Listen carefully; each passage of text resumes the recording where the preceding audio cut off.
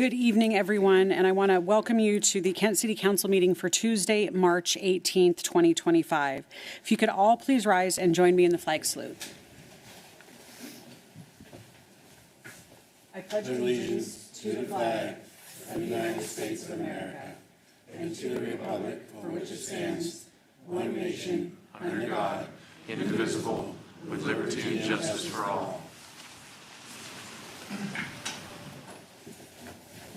Kim, could you please call the roll? Thank you, Madam Mayor. Mayor Ralph. Here. Council President Kaur. Here. Councilmember Boyce. Here. Councilmember Boyd.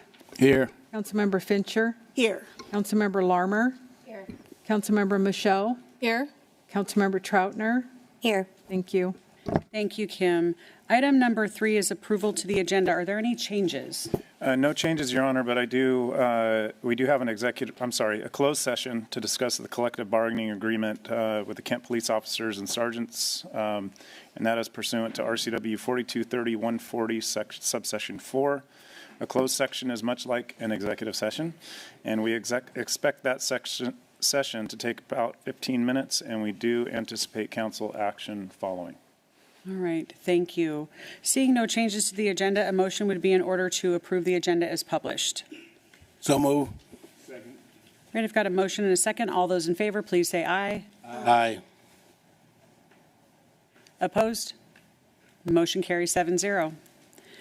All right, we are going to move on to public communications. And the first item on the agenda, which I believe is the reason why most of you are in the room tonight. I've thought a lot about the way to introduce this and want to make sure that I am doing everything to honor the King family in how we present this. What I can say is, tragically, one of the City of Kent family members lost a family member, right? And so as Rudy's birthday is approaching, we felt like it was an opportunity to honor his life and honor his family. So I have a proclamation that I am going to read and a plaque to present. And if I could have the King family come forward for the receipt of that, that would be, I would be grateful.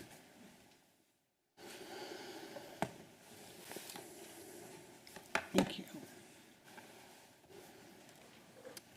So the proclamation says, from one mom to another, whereas Rudy King, affectionately known as Little Rudy, although he stood 6'4", was an amazing young man who accomplished so much in his short 23 years, having graduated from PLU with a Bachelor of Science in Psychology. Whereas during his short time in the service, Rudy was a recipient of Washington State Emergency Service Ribbon for his support and contributions with the Washington Army National Guard wildfire response in 2021, the Meritorious Service Medal for his performance in a field-grade officer position within the 10th Homeland Response Force, and as the J1 Director of Human Resources, and for his professionalism and attention to detail, earning the accolades of the Brigade Commander and the Director of the Washington National Guard Joint Staff. Whereas he had an outstanding sense of humor and is remembered for always smiling after being affectionate, loving, and protective of his loved ones. He was extremely creative, talented, and lived life to the fullest, while dedicating his life to serving others. Whereas we are so grateful to the various police departments who were instrumental in apprehending those involved in taking Rudy's life.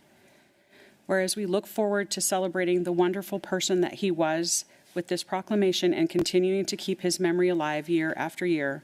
Now therefore I, Dana Ralph, Mayor of Kent, do hereby proclaim March 18th, 2025, Rudolph L. King III Day in Kent, Washington, and I encourage all residents to join me in recognizing the contributions of Rudy. I'm going to read the plaque as well. So this plaque says, in honor of First Lieutenant Rudolph L. King III, a beacon of intelligence, drive, and leadership, whose remarkable achievements in his mere 23 years inspired us all. As a devoted son, grandson, and fiancé, he exemplified love, compassion, and unwavering dedication to his family, community, and his country. A shining example of service and selflessness, he touched countless lives through his mentorship, community service, and leadership roles in student government, police explorers, and the United States Army. May this plaque stand as a testament to his enduring legacy and the profound impact he made on all who knew him. Gone but never forgotten, April 13th, 2000 through September 12th, 2023. I'm going to come down.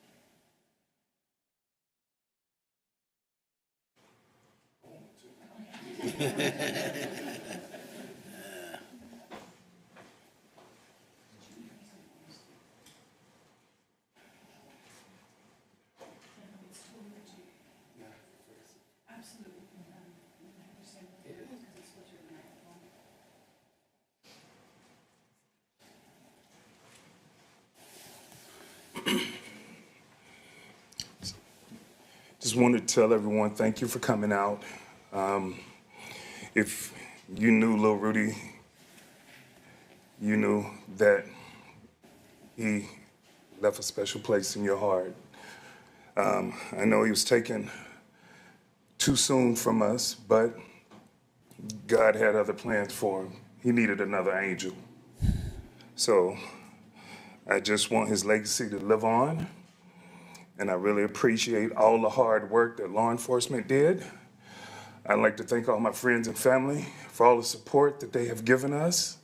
And thank the city of Kent for blessing him with a day on his birthday. Thank you all.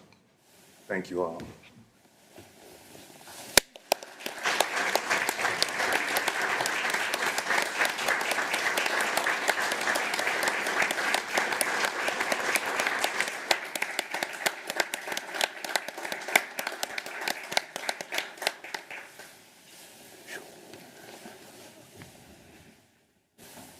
"23 years is not long enough with our kids."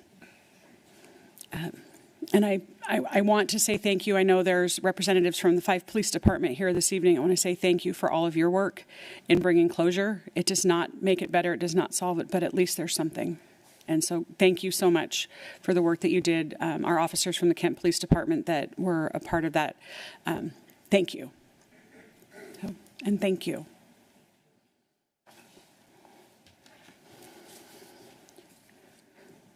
Okay.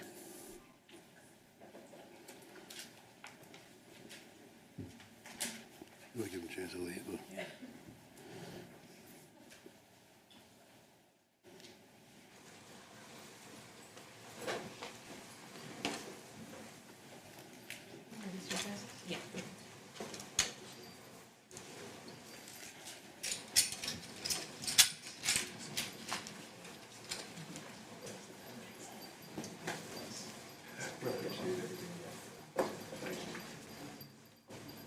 It's a nice showing.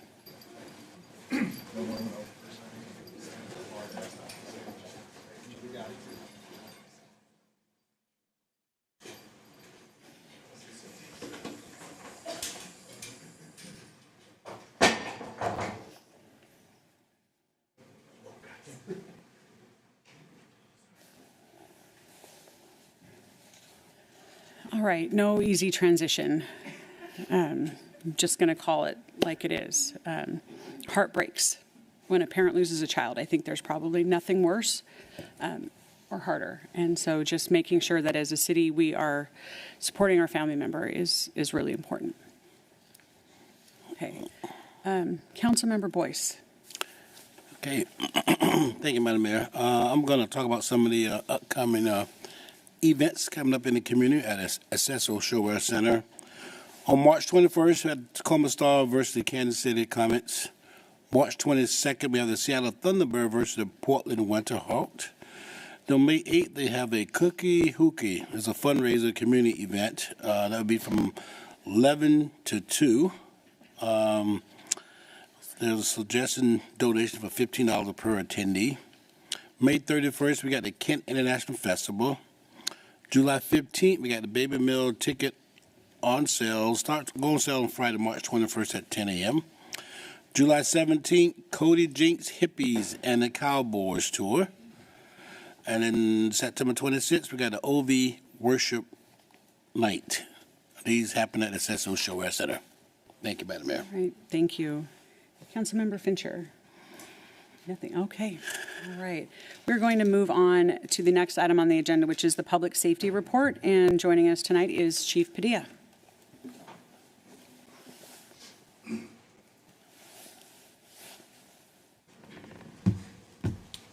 All right. Good evening. Tonight we have one item, and that is the honor of swearing in our newest Kent police officer. I'd like to call up Officer Brendan Clark, please. Come up front here. For those of you that follow our social media, you might recognize Officer Clark. He was featured on the video that was produced for our community immersion and law enforcement program. He's actually in there quite a bit and did a great job representing the program and the department. So let's talk about him and introduce him here a little bit.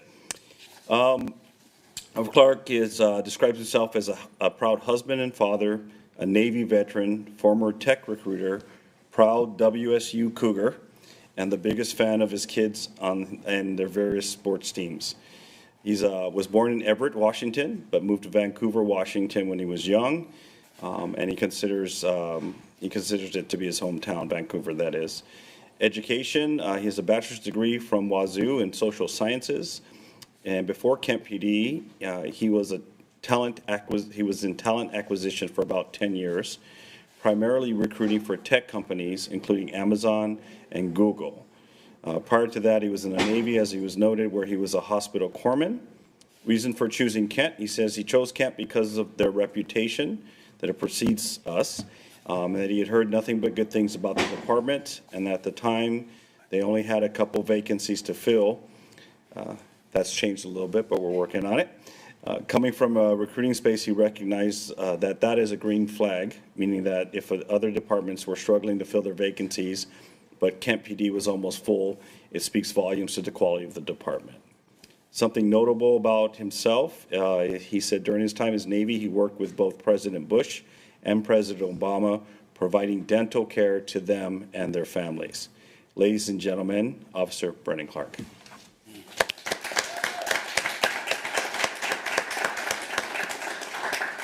Brennan, before the mayor does the honors of swearing you in, do you have family or friends you want to introduce?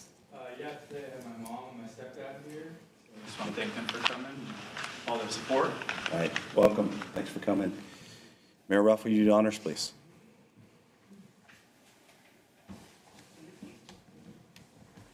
Raise your right hand and repeat after me. I state your name. I, Brennan Clark, Do solemnly swear do solemnly swear that I will bear true faith and allegiance that I will bear true faith and allegiance to the United States of America, to the United States of America, the state of Washington, the state of Washington, and the city of Kent. and the city of Kent, That I will uphold the Constitution and laws that I uphold the Constitution and laws of the United of States the United States and the state of and Washington. the state of Washington, And that I will obey the rules and regulations and I will obey the rules and regulations of the Kent Police of Department. the Kent Police Department. It's official. Congratulations. Let's go over here and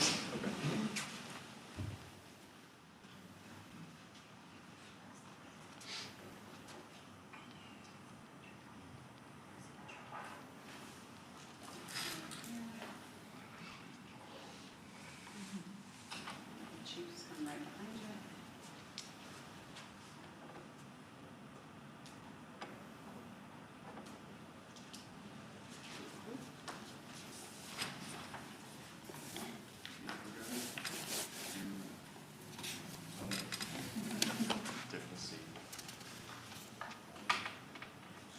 Mom, you can come up here and take one. Thank you.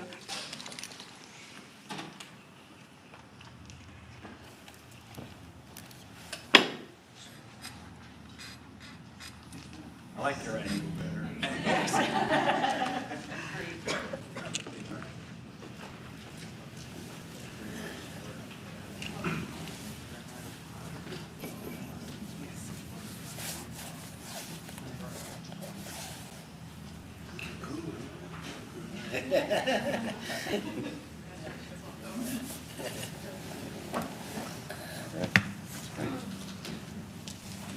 So that is my report for this month, Madam Mayor, and unless there are any questions from the council, I'd be happy to answer.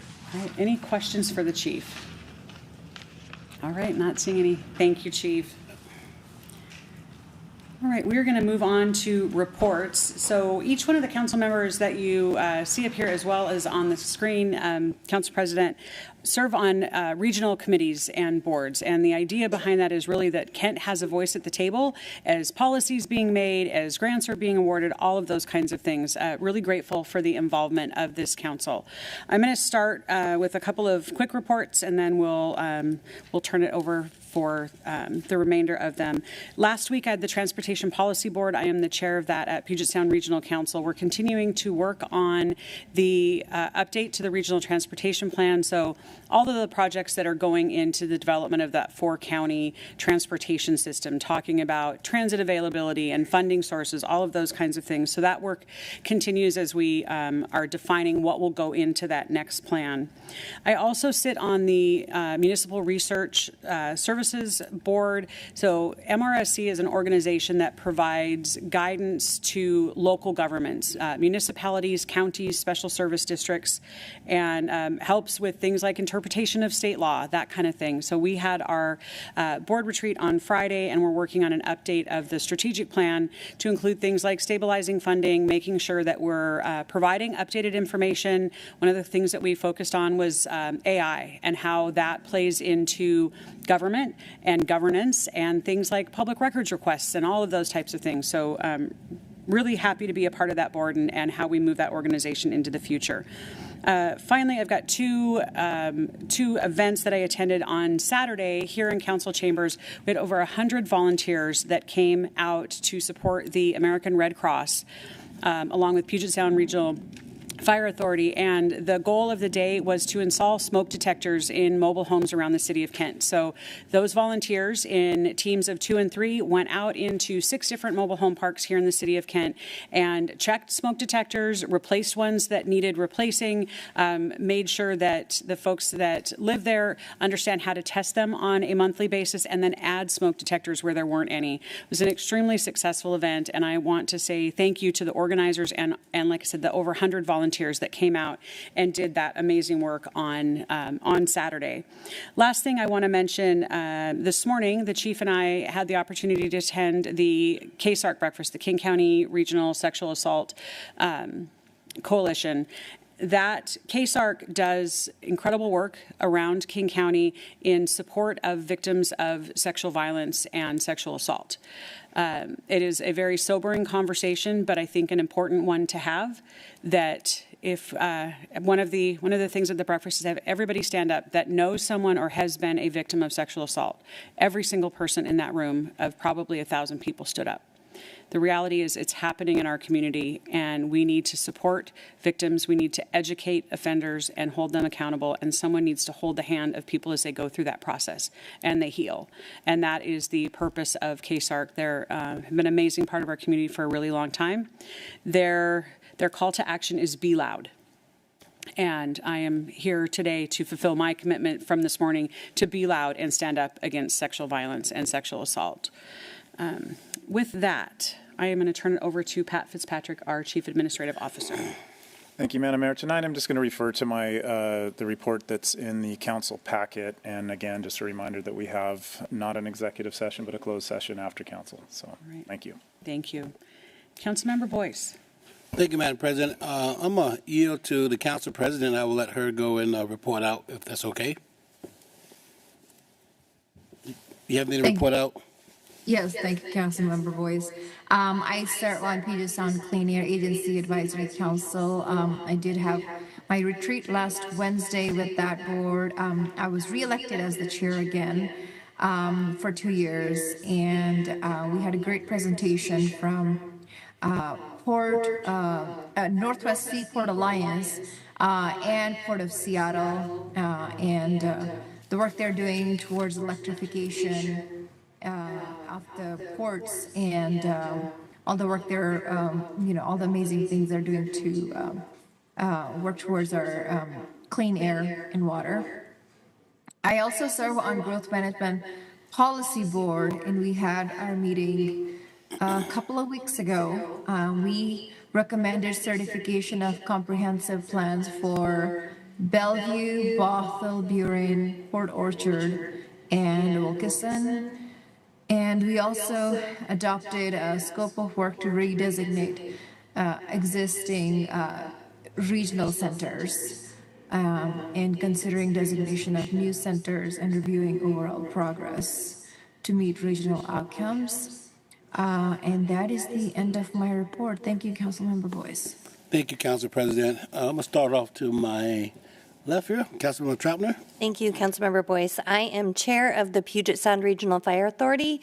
We have our meeting tomorrow night. I am also on the Regional Transit Committee, and we meet tomorrow as well. So I have nothing else to report. Thank you. Thank you. Councilmember Michaud. Thank you, Councilmember Boyce. I serve as the subject matter chair for the parks during our committee of the whole meetings. We had 2 items tonight. The first one, very exciting, we signed a lease agreement with a restaurateur.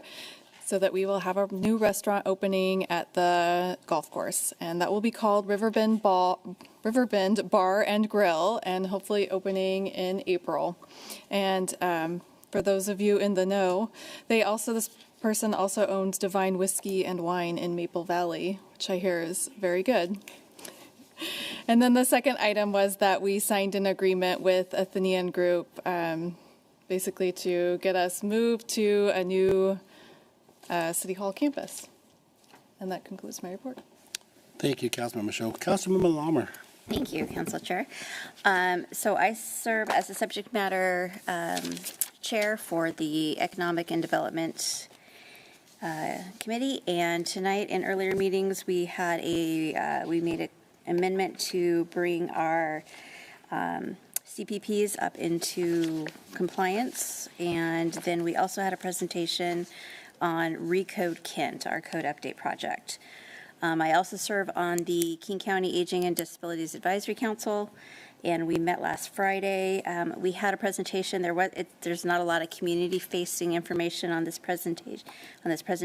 It was by the Geriatric Workforce Engagement Center, which is an organization that helps connect healthcare providers among the different silos of care for the elder community, helps connect them and make sure that they're working in coordination to bring forward the best care, best medical care and health care for seniors and elderly. So again, a lot of detail that doesn't necessarily apply to us, but it's always good to know that there are these organizations that are trying to break down silos and connect organizations and providers for better care.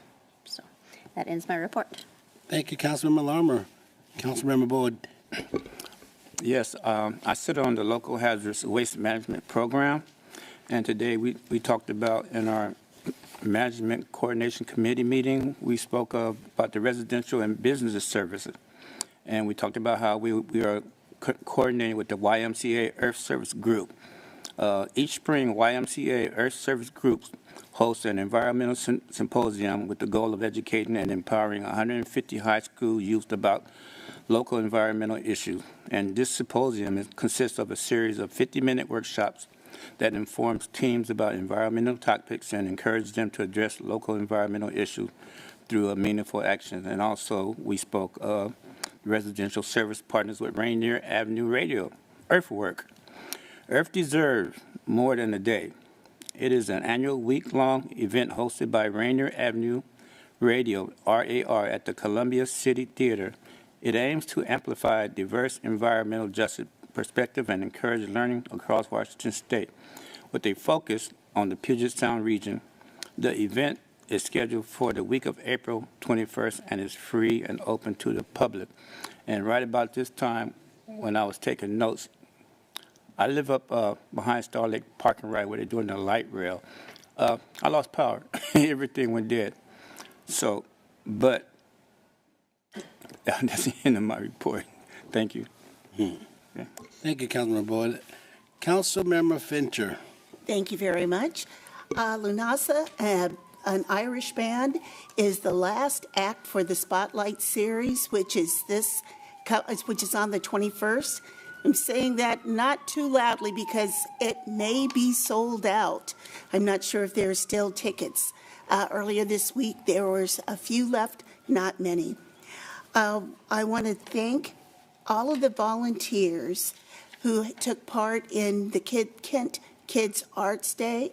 It was fabulous. They had things like ink block painting, sewing, weaving, just all sorts of crafts for kids. And I was in a group of kids that were from 2 years old to 12 years old, and they were all entertained. So thank you very much to the Kent Parks Department, the Arts and Cultural Group, and all of the entertainers. There are also entertainers there, so thank you also. Mental Illness and Drug Dependency Advisory Committee and King Conservation District are not meeting this month. Well, MID actually meets next week, and for Public Works, we have an agreement for aerial views. So if you ever look at aerial views of city construction projects, or if you've seen the one of the traffic circle, of any of the structures that are Keyhawk, the new building that is going up. We contract to get those, and so we have a new contract for the next 6 years. And there's more to my report that is in the notes of our council reports. Thank you. Thank you, Councilman Fincher. Real quick here for me, I'm going to report out on the operations side for the committee as a whole. We did have a consultant working with our IT department that's going to be working as a project manager as we go through the enhancement and understanding of AI. In addition to that, we also update our city code just around the org structure for deferred comp plan committee. We also report out on what we call SODA, S-O-D-A, which is a state out of the drug area. So there's going to be 3 areas in the city that will be known as stay out of the drug area. The area was selected based on data-driven data that was taken by our police department. More to come on that.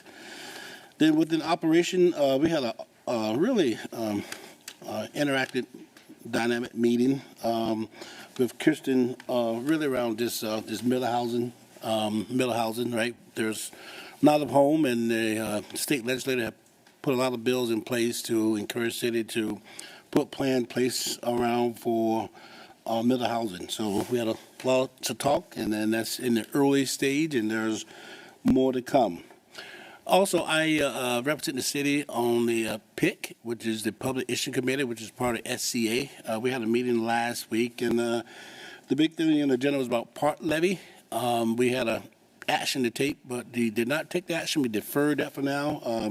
I think we're going to be talking about this later on tonight as a council member, as council, decide how we want to approach that. But lots of conversation. I think we'll talk more about it later on. Okay? And Madam Mayor, that ends my report. All right. Thank you very much.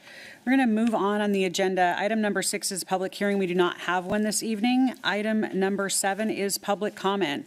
Public comment period is an opportunity to speak to the council and the mayor on issues that relate to the city of Kent or agenda items council will consider. This is not an open public forum, and comments that do not relate to the business of the city are not permitted.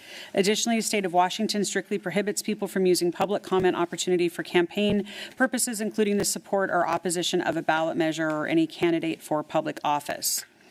Further, in providing comment, speakers must address the mayor and council as a whole. Remarks intended to target an individual on the dais are not permitted.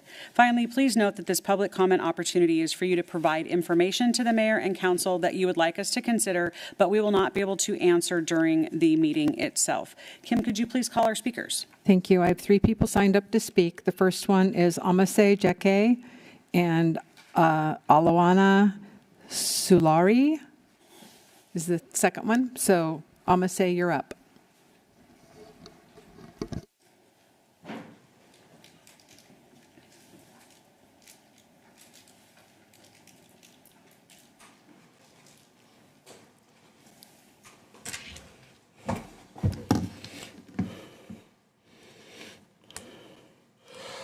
Good evening again, council members and Madam Mayor. My name is Amasai Cheke. I live and work here in the city of Kent. And I'm here tonight because our community safety and dignity is on the line. We stood before you on March 4th, and we're here again calling for your full support to the resolution on the safety and protection for LGBTQI residents and workers in Kent.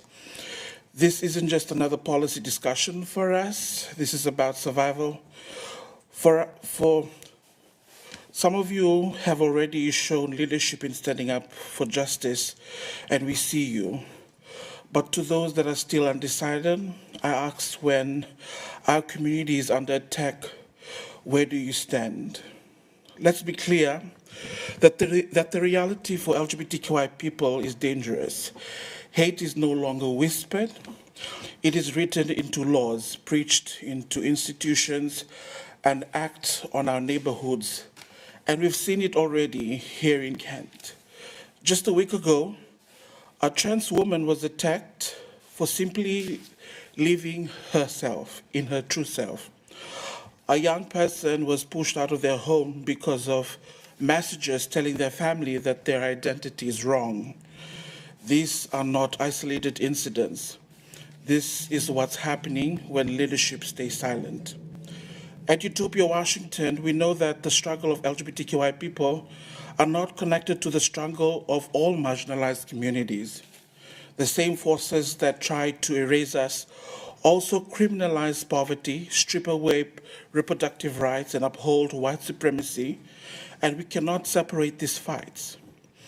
This resolution is not just a statement. It is a commitment to action, to safety, and to real change. If Kent is truly a home for all, then it's leaders that must stand with all of us. Staying silent is not neutral. Delaying action only causes more harm. So tonight, we ask you again to stand with us and pass this resolution. Show up for your community, not just in words, but in action. And thank you. Thank you. Next speaker is Alawana, I think I'm mispronouncing that, Solari, and followed by Shannon Jepson Hernandez.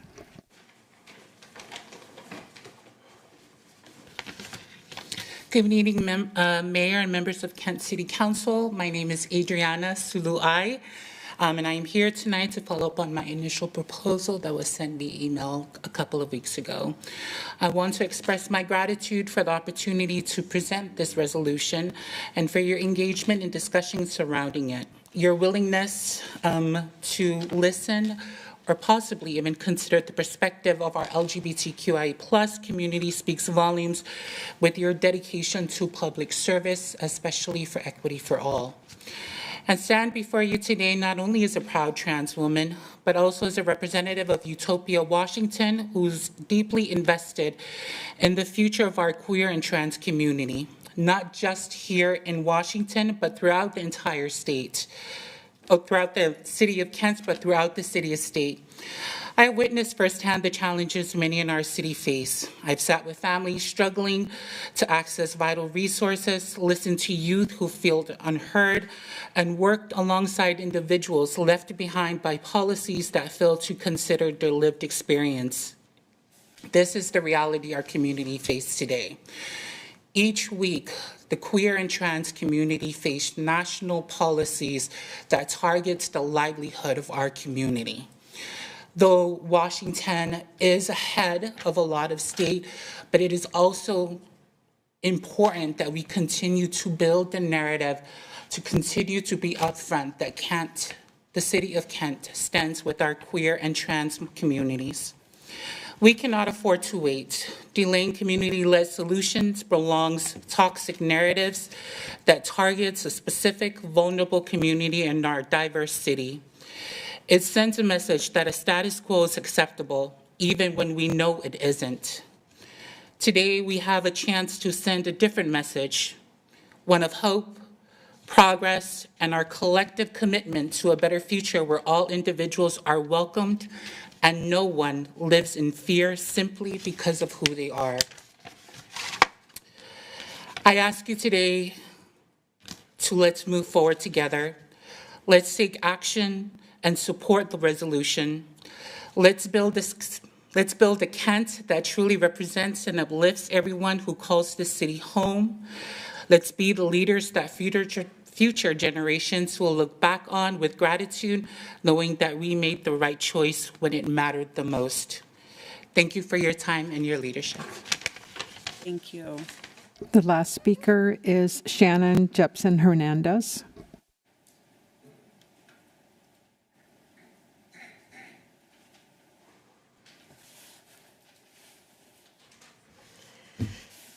Hello, my name is Shannon Jepson Hernandez. I know some of you, and I know many of you. Thank you for those who came out in support today. I had the unique opportunity to share the lens as a teacher. I teach at Mill Creek Middle School. As a resident and parent, I've lived here for over 23 years in Scenic Hill. And as a business owner, I own Back 40 Outfitters in downtown Kent. For those of you we haven't caught up, that's the newest thing in the last 6 years of my activities. I'm here today because because Kent is very near and dear to me, right? This is my home. It's the longest I've ever lived in one place in my life. And I've seen Kent kind of just get attacked when it comes to the drugs and the violence and the homelessness, the houselessness, in downtown. I have to sometimes pull up to my store where I am very happy to help our houseless community. There's a lot of people in our houseless community. They call me the tent lady. I'll give them tents. If I have tents, I'm not giving to clients. But I also have to pull up sometimes to people openly smoking crack pipes and meth pipes in my store. I've been broken into multiple times. I've had this business for 6 years, no problem. But in the last few months, it's a significant problem. I just got robbed for $23,000. And while I don't know whether or not those people have a drug problem or not, I do know when I watch the video and I see the people at the park across the street, and I can recognize the person who broke into my store by his shoes and his bicycle. And then I go there at 5:30 in the morning and I see them openly doing drugs right across the street from my business and setting fires and all kinds of things. So I know these things have connections, right? I also am going to honestly say I am not ignorant. I too myself, when I was in college, was a houseless person living in a car. So I am not here to hurt the services and needs of that community. But I do know we need to address the drug issue. And so I'm advocating that we please pass this SOTA. We need it. My daughter, who's here today, she works at South King Tattoo. She has to call for us regularly to come and escort her so that she can be safe. I have had to call, I kickbox down on First Avenue at 5:30 in the morning. And I have had to personally call 911 as a person is ODing in front of me. My fellow business neighbors have all multiple times called 911 to get somebody, to save somebody who is ODing. I openly watch drug deals go on constantly. This prevents my customers from feeling safe and coming to our businesses. Simultaneously, I've had my own children in my business where a person who was high on drugs came running into my store in the middle of the day, ran past us, and hid in my back room, where I had to sit there and argue with him to get him to leave my store, to keep my children safe, as I waited for the police to arrive. These are things that I deal with daily. And now I just, and I forgot to mention the Mill Creek students. So, as you know, Mill Creek students got to walk by it all every day, too. So, thank you. Thank you. There are no more people signed up to speak. Right. Thank you. Item number 8 on our agenda is the consent calendar. We have items A through G. These are items that the council has considered at previous meetings, had an opportunity to discuss and ask questions, and they have passed out of committee of the whole without controversy. Is there a motion to approve the consent calendar? So move. Second. A motion and a second. All those in favor, please say aye. Aye. Opposed? Motion carries. All right, moving on to the next item, item number 9, other business. There is one item under other business, and it's a letter to King County Council regarding the proposed parks levy. Joining us this evening is our Parks Director, Julie Paris-Gondola, to give the presentation.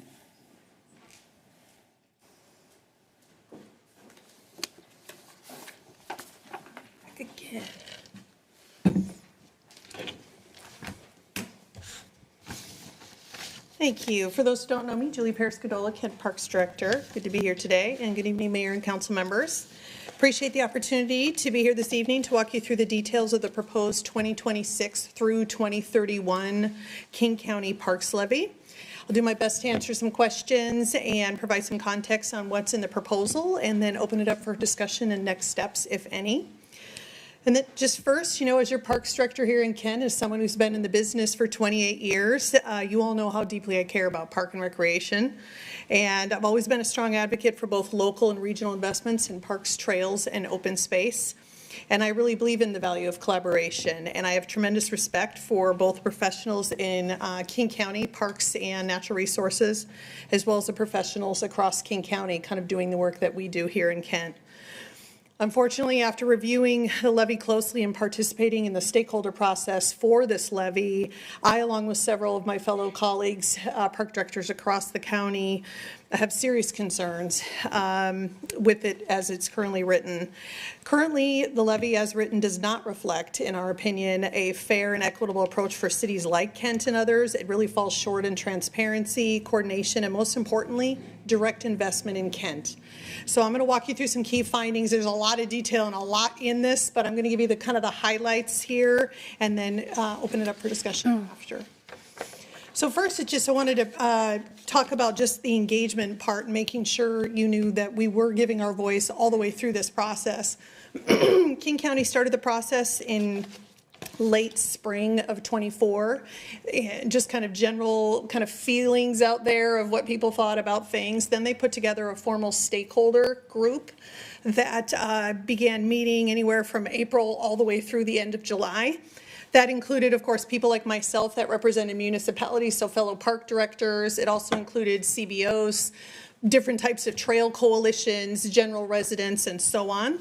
The other experience that I bring to the table is over many years now, I have served as an actual grant reviewer for park and open space grants, so I know exactly what's funded and what's not and what are the politics kind of around the background. One of the challenges with this process is the stakeholder group. Very active, especially the municipalities, and we gave all of our feedback and gave that in July, and then that was the last we heard from King County. We heard from them when they dropped the levy publicly like they did to everybody else in February of this year. So that's when we were all like, wait, what? And we got to kind of study what was happening. So a lot of things that we really talked about were not really addressed in the levy, so that was unfortunate. Prior to even completing the stakeholder process, both Brian, which is our deputy director in parks, and myself met with King County staff and literally shared a 74-page slide deck about the challenges of the levy, history of the levy, using their own equitable words on their plans and documents with them, and really walked them through what we wanted to see in this levy for Kent. Again, not part of this levy. As another last ditch, the mayor and myself met with King County staff again on Monday, March 10th, and said, you know, hey, every time they brought something up, the question was, what's in Kent? Nothing. What's in Kent? Nothing. Even on some of the community-based grants and that our community can do, not us government. Mayor specifically asked, could you tell me any that were funded in Kent? No, in fact, they gave us some Seattle ones that weren't even Kent. So very challenging on trying to get some information here. There is stuff up available on the website, and I could do what I could do with it, but it doesn't go down to the real detail line level, just very high level on subcategories that is available. We did request it, have not received it to understand what's all going in some of these buckets. So taking us back just really quick, when thinking through the history of King County, do you recall way back in the day, even before I was here, King County went in crisis in their parks, and that's when they kind of unloaded parks to the cities, and we at that time inherited North Meridian Park, Park Orchard, and Green Tree Park. And let's just say they're low rec value, and they still are that way today because all of us who took these parks on from King County excuse me, are struggling to capitally reinvest in them. Yet you'll see later they aren't that's just kind of not in their mind anymore, which is unfortunate.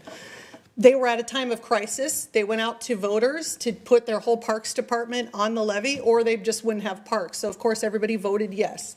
Have since then just become the norm of just going back out to the voters. They've done no kind of structured reorganizing or their own kind of belt tightening to figure out how to bring some of their parks and things back into the general fund. So back in 2008, they actually kind of ran a couple levies, one for park operations and one for park and open space. That was $165 million. Their second renewal was in 2014, and they do it every 6 years is when this comes out. They jumped it 58%. That then put it at $396 million. Then when they just redid their 2020 levy, they jumped it 51%, and now it's $810 million. Now the new proposal, which is 2026 through 2031, is $1.5 billion, which is this 46%. So if you look at just the average of the growth, this just gives you the idea, is it's grown every time it's renewed by almost half at 51.6%. So that means, let's just fast forward here in another 6 years. In 2032, this levy could be $2.2 billion.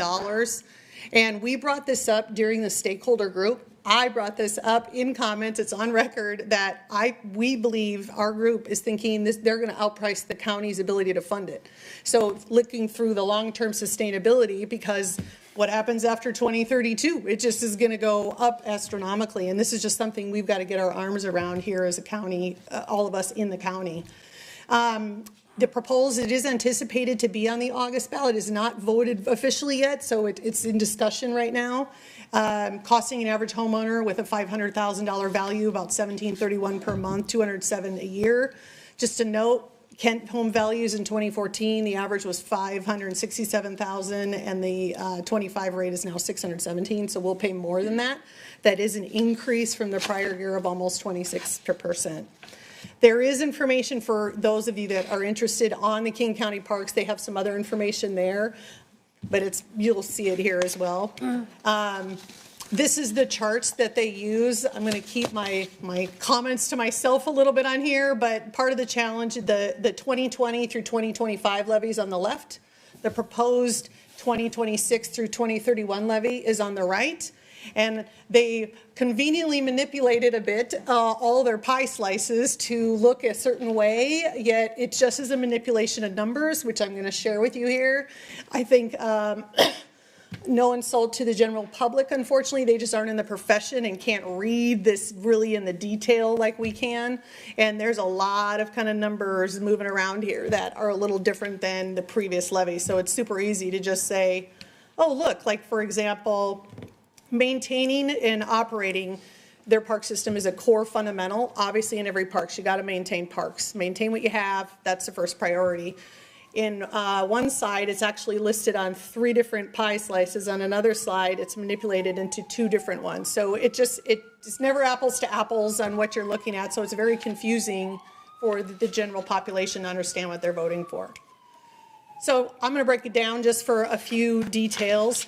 You'll see here on the right, this is what is available on the website. I can get it to council as well. I have a download as well. And what they did is they grouped everything in these large buckets, and then they just put general totals. The mayor and myself asked for what's in all these little totals, but I don't know, so I have to make some inference the best I can.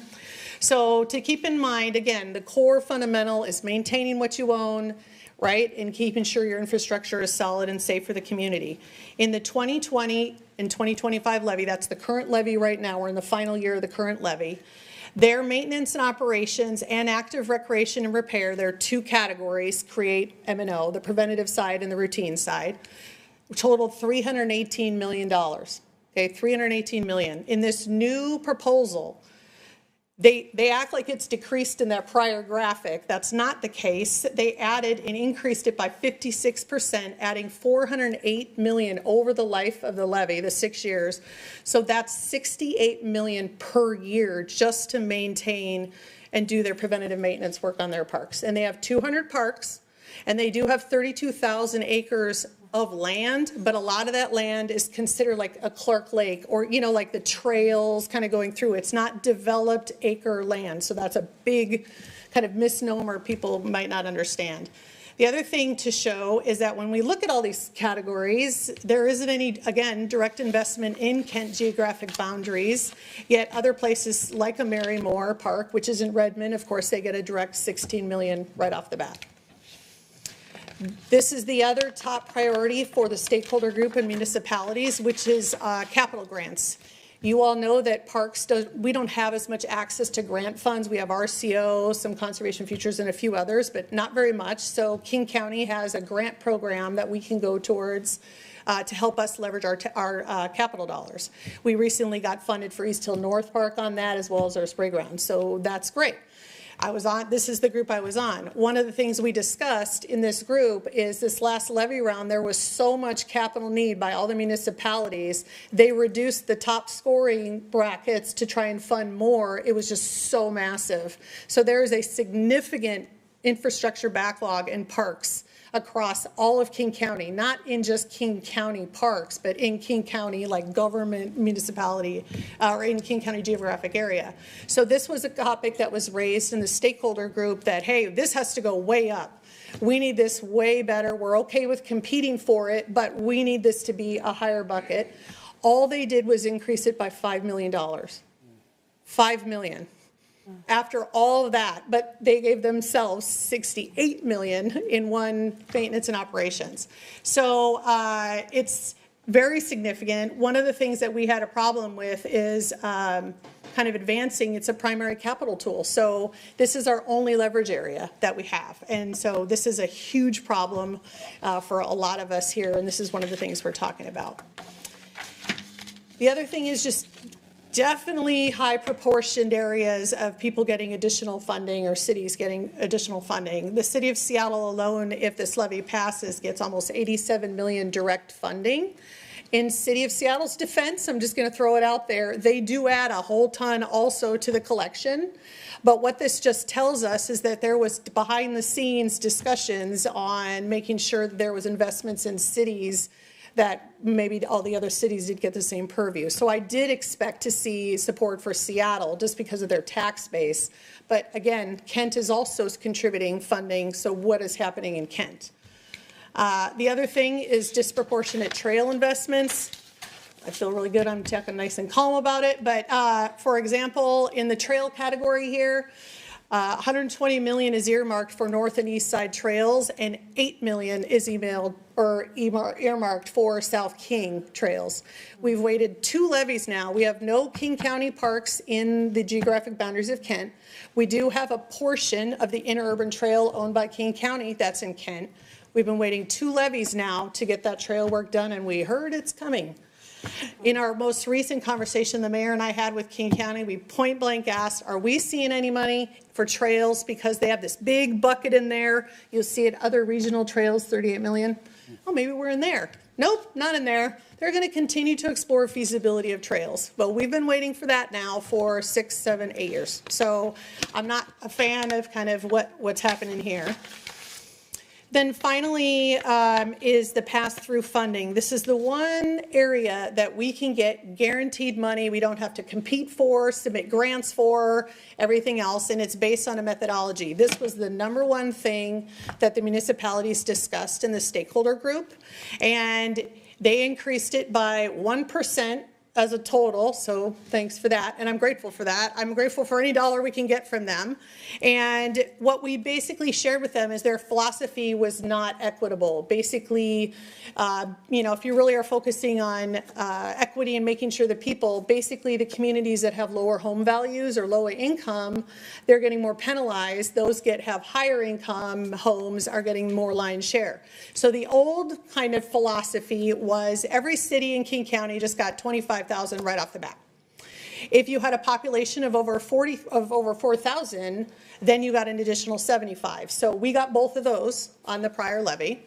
And then what they did is they distributed the remainder of that pie slice based on 50% home value, 50% population. That's a whole complicated slide, and I have that if you're interested. Not a slide, but a spreadsheet. Kent received in our 2024 pass-through funding $572,000. So their new proposal that they came up with is eliminating that 75 and 25 and just giving every single person, every single city $100,000. And then they rather than do a 50-50 split, they did a 40% on assessed value and a 60% on population. And that did grow for Kent. That means in 2025, we can anticipate around 816,000 to 830 once I know what the final 25 assessed value is. That's a 244,000 increase to Kent. I appreciate that. I need it, every dollar of it. But what this does, if you look at the full of every city, it really disproportionately adds a ton of money to cities that have really high value with very little population. And they also expanded it now to include unincorporated and special park districts. So they added more to the mix than was in the original allocation. Again, not great for Kent. So all in all, just as a summary, and then I'm going to pass it over to questions. The new levy, it's going to collect about $8 million annually from Kent residents. And again, I've got 24 numbers. I haven't really analyzed the 25, so it'll be higher in 25. Just keep that in mind. The only thing, again, that we can guarantee that I'll actually see is the pass-through direct funding of $816,000. Multiply that out, by 6 years. So for the life of this levy, $48 million, probably 50 once you use all the compounding, years. 50 million is going to come from Kent residents, and we're going to get 5 million back, direct. And that's a 43 million net loss, I feel like, to Kent residents when it comes to park and recreation. Now, I say that with a caveat because there is a percent of our population that does drive to regional trails. They do drive to the zoo, and a lot of people will still drive to Marymore. But if you look through some of our recent work with both the recreation program plan and the park and open space plan, transportation and cost were the top 2 barriers for participating in programs or getting out to our own parks. So King County is making a very gross assumption that our entire population is just going to drive outside the city when sometimes it's hard to get to parks in their own area. And so that's one of theirs. The other challenge, this levy is way too large. 1.5 billion is astronomical, and it's not sustainable in our opinion. There's no direct investment in Kent at all. It's disproportionately benefiting other cities. So Kent's money by our hardworking residents is going somewhere to other cities. And lack of coordination with the cities. Clearly, everything went dark from the stakeholder group. We didn't hear back. They do not strategically plan. There very well might be a need in King County. It doesn't mean King County government has to fill it, because all the municipalities are also working on filling a park and rec need. That's one of our big arguments. And then it was just personally a flawed engagement process in general. And so I wish I had better news, and I'm opening up. I know I'm obviously very close and opinionated to it, very passionate about it, so happy to answer any questions. All right, Councilmember Boyce. Thank you, Madam Mayor, and thank you, Julie, also. Great update. First of all, I hope we get a copy of this slide. Yes. Each one of us knows somebody on the King County Council, right? They're going to have the final say-so, so I would encourage us. I mean, the facts and the data speak for itself, right? So we can take that facts and data and reach out to all of the council members, just kind of the King County Council, that is, to let them know just, I strongly feel like Kent is kind of getting the short end of the stick. We had the same item on our PIT committee last Wednesday. And typical for PIT, we kind of bring it forward, we talk about it, and we discuss with our council member, then it takes 2 or 3 times before we have to take action on it. But at that meeting, it was pretty clear they want us to vote on that right away. But the people in the pit who've been there for a while was pretty smart, right? So we pushed back, and now they ended up not voting, and we tabled the item for 2 weeks. So then we have a special meeting in 2 weeks, where we're going to come back as a pit to really either take a vote up or down. So this is great information, fabulous job, great information. I just want to say thank you. Thank you. A comment, not a question. Councilmember Troutner. Thank you, Madam Mayor. Councilmember Boyce, I appreciate you being on PIC and having those conversations. Mayor Ralph, I know very often you work with South County mayors, especially when there's topics like this and cities are being affected. Have you had those conversations yet, or is that something that you will approach some of our neighboring cities about? Those conversations are in the works. To get on the ballot, this requires also approval by Regional Policy Council, our committee. So we started having those conversations. There's several South End cities that are represented on that group as well. We started out with some initial questions at the RPC meeting this last week, are starting to see some of those answers come back. One of the questions that I asked, and Julie talked a little bit about this, is the criteria for capital funding in the King County system itself was shovel-ready projects. So my question was, well, who determines what order things become shovel-ready? And I still don't have a valid answer to that, but definitely looking, because that would mean that money that has been set aside for things like the interurban those projects aren't moving forward because they're not being prepared in a way to get them shovel-ready. So there's definitely going to be a lot of conversations still around this as it moves forward. I think one of the biggest frustrations is how quickly this will need to be approved to get on the ballot. So there feels like a lot of pressure right now, to Councilmember Boyce's point. Councilmember Michaud. Julie, thank you so much for doing all this work, doing all this analysis. I know it's a lot of work. I know we've been talking about this for probably about 8 years, so I'm glad that we are bringing this to council and that it's coming up regionally. My question is, has anyone proposed how to make this more equitable, like given clear steps and guidance? We have. Yes, ma'am. Part of our 74 slide deck. 74, we even proposed direct projects in Kent for maybe some, like the others got that direct funding. We didn't get anything. Okay, thank you. All right, Councilmember Fincher, followed by Councilmember Larmer. Thank you, Mayor. I am certainly glad that you are there. You and Brian are fighting. As Councilmember Michaud mentioned, this is not the first time. Right. We had the same problem the last time the levy came through. Mayor has been, on it also. We have said this. I am glad that all of, everybody else is joining in this fight too, because King County is not being accountable, especially to not only us, but most of the South End. So thank you very much. Yeah, thank you. So Julie, I thank you for all the work. I know it's, on a short time frame, you guys had to crunch a lot of numbers. And for me, it really does come down to a numbers game. I mean, 48 million with only 5 million guaranteed to come back. It's basic return on investment, in my opinion. And that, I just have a hard time asking Kent residents to fork out that much money to see so little come back to our community. So thank you for standing up for us.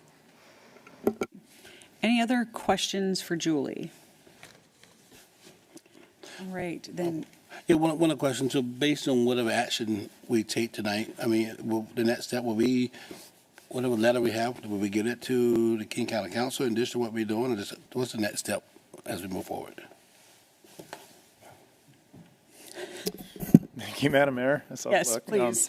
I think next steps is to deliver it to the King County Council, also to deliver it regionally. I've also been in meetings, there's conversation about, with CAO Group about getting on board with a unified response. So I think that, Julie through her channels, me through my channels, the mayor through her channels, we'll make sure this letter gets out.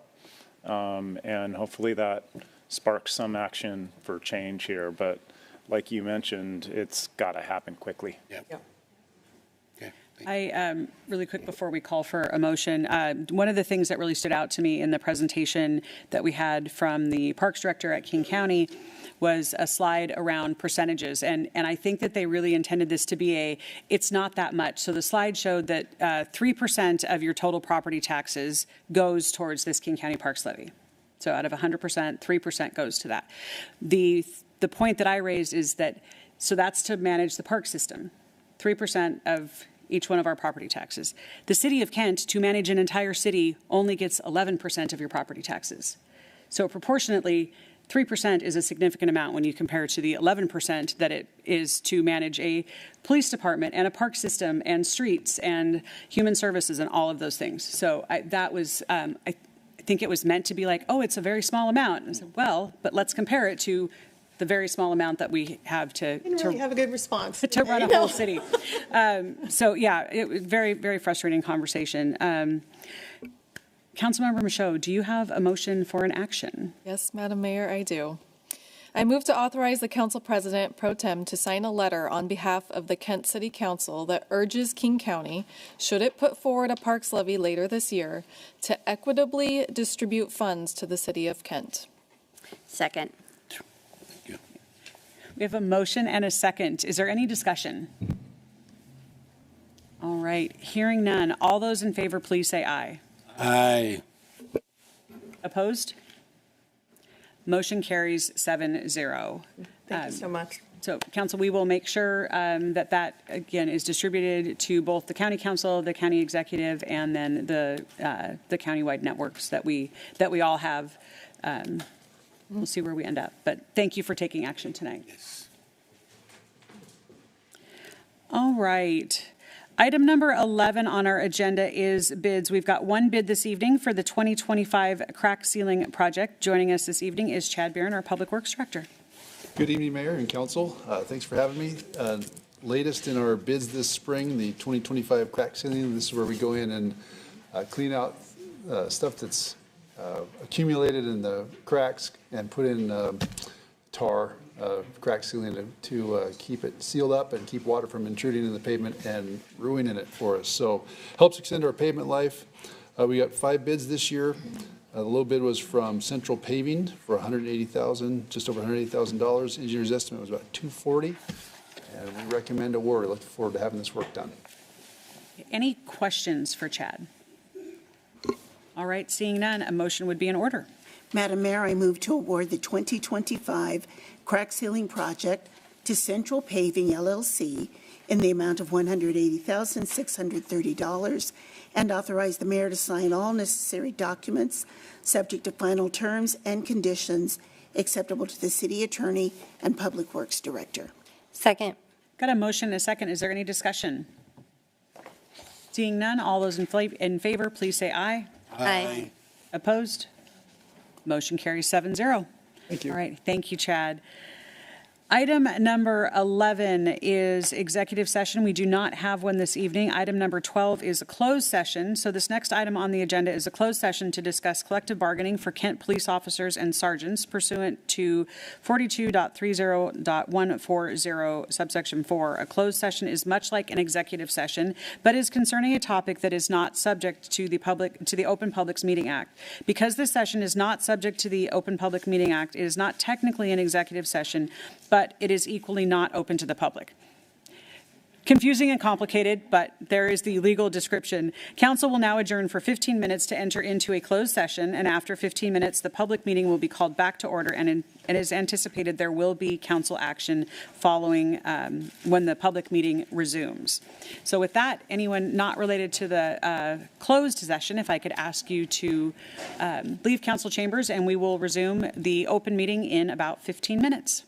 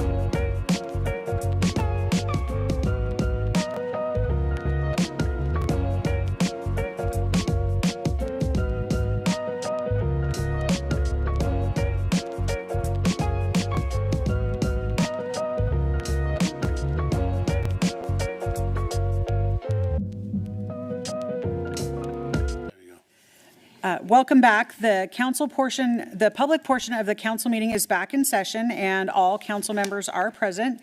The next item is a presentation by Carrie Endicott, our Human Services Director, concerning the new collective bargaining agreement with Teamsters.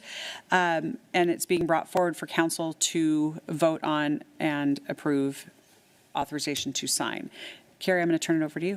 Thank you, Mayor. Thank you, Council President, and thank you, council members. It's a pleasure to present to you the contract for Teamsters Local 117 representing our police officers and sergeants. After many months of negotiations, we have arrived at an agreement that ensures our officers remain competitive in the labor market in terms of compensation, benefits, and overall working conditions. These adjustments are critical to retaining our skilled law enforcement professionals and ensuring public safety. We value the partnership with the City of Kent and Teamster Local 117, and we believe this agreement reflects our shared commitment to serving the community. With that, I request your authorization to have the mayor sign the Teamsters contract, ensuring we continue to support our officers in their important work. All right. Are there any questions for Carrie? Okay. Seeing none, then a motion would be in order. Thank you, Madam Mayor. I move to authorize the mayor to sign a 3-year collective bargaining agreement with the Teamsters. Officer and sergeant effective January 1st, 2025 through December 31st, 2027, and amend the budget as needed to implement the agreement terms. All right, we've got a motion and a second. Is there any discussion? Okay, seeing none, all those in favor, please say aye. Aye. Opposed? Motion carries. Thank you very much. That brings us to the bottom of our agenda. There is no more business for this evening. And with that, I'd like to thank everyone, and we are adjourned.